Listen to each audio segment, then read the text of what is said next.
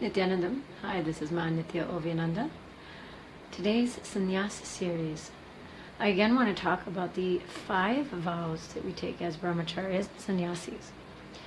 Yesterday I explained the 5 vows: Ahimsa, non-violence; Satya, truth, truthfulness; Asteya, non-stealing; brahmacharya, celibacy; and Aparigraha, which I'm sure you all were entertained with that, living with minimal things. And today I wanted to talk about Ahimsa. Ahimsa translates basically into non-violence. But what we don't realize is it's not only just non-violence against other people in the sense of you're not going to go and beat people up, but it actually goes much deeper than that. It actually goes to the very core of your system. Ahimsa is actually finding that space of oneness with others and with yourself. See, and that space of oneness with another person, when you're connecting with them, you're not going to be violent with them, meaning you're not going to say anything against them, or you're not going to be mean to them or project any violence, because even words can be violence.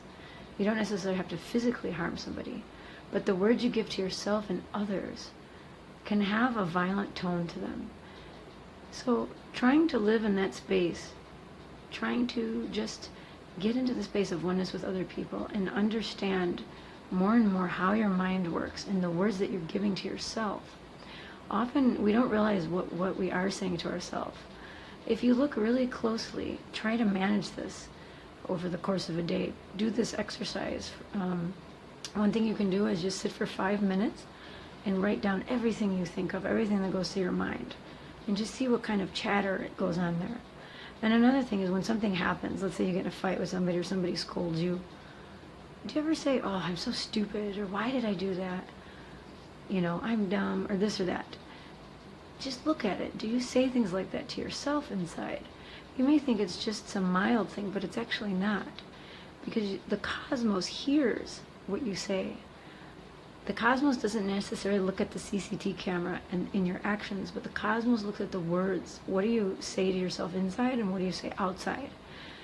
Because in the Vedic tradition it talks about how the words do have power. Because in our throat chakra, in that center, there's actually an intra organ called Vak. And that has power. So when we say something, the cosmos hears it and responds. And because the cosmos always wants to fulfill what we say, even if it's negative, we're going to get that, unfortunately. So you need to really have more awareness about what you say to yourself and others. So that in itself is a non-violence, a very big service you can do to yourself, and you can start to understand if you have a low self-esteem or a lack of confidence, or even if you think you're great. Are you really? What are the words you're giving yourself?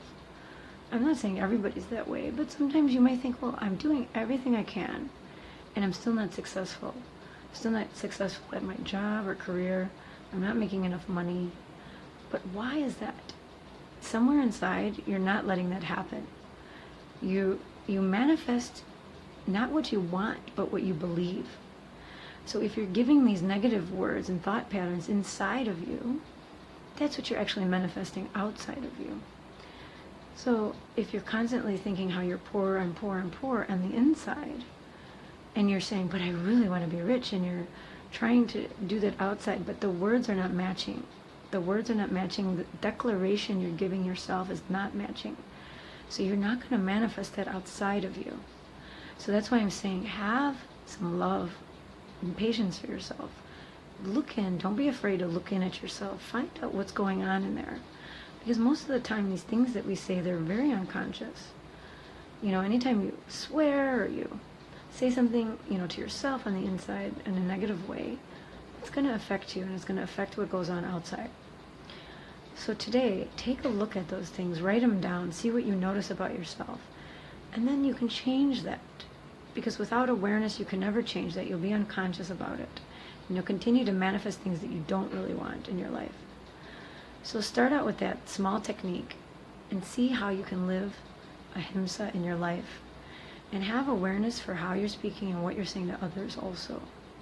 It's a practice that we all have to do because we occasionally slip. And it's not even so much also being mean. but it could be just not even being honest with somebody. So today, please take a look at that. Write some things down. If you have any comments or questions, please ask me.